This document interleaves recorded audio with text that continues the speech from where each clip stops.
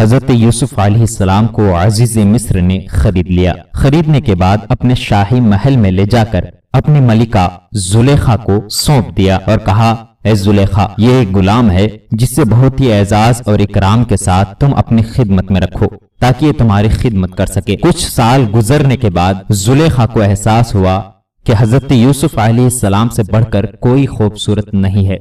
ان کے حسن اور جمال کو دیکھ کر اس پر وہ فریفتہ ہو گئی۔ زلیخا نے ان کی خوبصورتی کو دیکھ کر، حضرت یوسف علیہ السلام کی حسن اور جمال کو دیکھ کر اس پر فریفتہ اور عاشق ہو گئی، اور اتنی زیادہ عاشق ہو گئی کہ ہمیشہ اس طاق میں رہتی تھی کہ یوسف علیہ السلام کے ساتھ کبھی ہم بستری کر سکے۔ اسی طرح سے وقت گزرتا گیا۔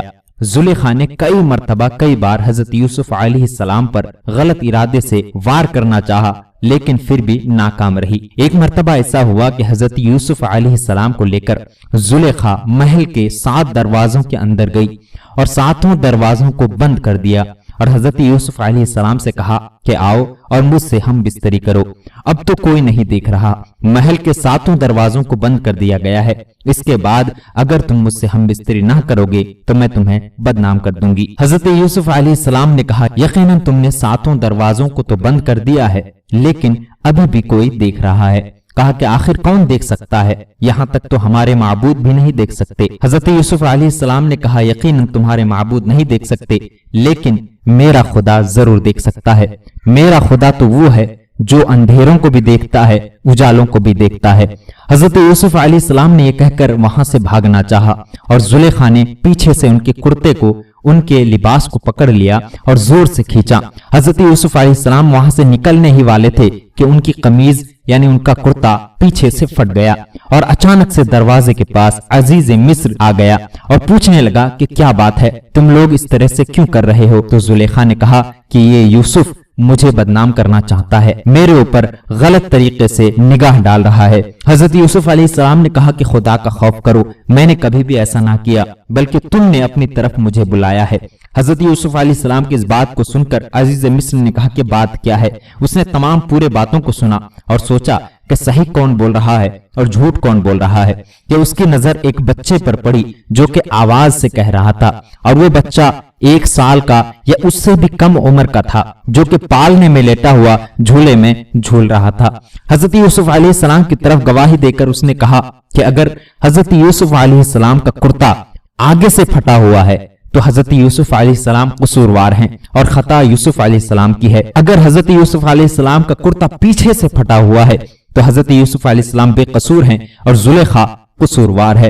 جب ان کا کرتا دیکھا گیا تو پیچھے سے پھٹا ہوا تھا، تو حضرت یوسف علیہ السلام بے قصوروار نکلے۔ تو عزیز مصر نے کہا، یہ عورتوں کی مکر و فریب ہے، اس سے ہمیشہ بچے رہنا۔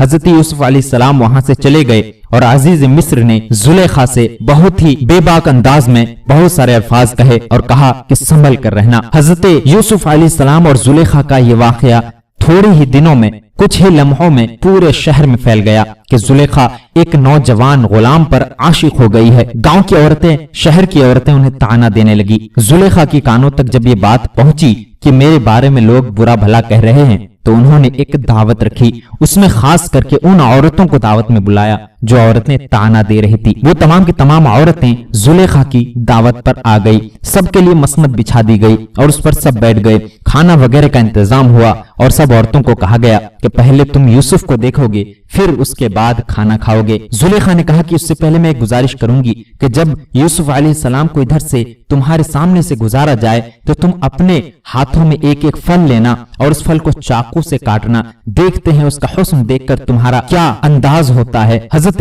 یوسف علیہ السلام کو ایک کمرے میں بند کر دیا گیا۔ اس کے بعد عورتیں بیٹھ گئی، اپنے اپنے ہاتھوں میں ایک ایک پھل لے لیا اور ایک ہاتھ میں ایک ایک چھری چاقو لے لیا۔ حضرت یوسف علیہ السلام کو زلیخا نے کمرے سے باہر لا کر ان عورتوں کے سامنے سے ایک چکر لگایا۔ ان عورتوں نے حضرت یوسف علیہ السلام کے چہرے کو دیکھ کر، ان کے چہرے کی خوبصورتی کو دیکھ کر اتنا زیادہ پاگل ہو گئی کہ اس وقت وہ لوگ پھل کاٹنے کے بجائے اپنی انگلیاں کاٹ رہے تھے، یعنی پھل کو چھوڑ کر اپنی انگلیوں کو کاٹ ڈالا، لیکن حضرت یوسف علیہ السلام کے چہرے سے ان کی نظر نہ ہٹی۔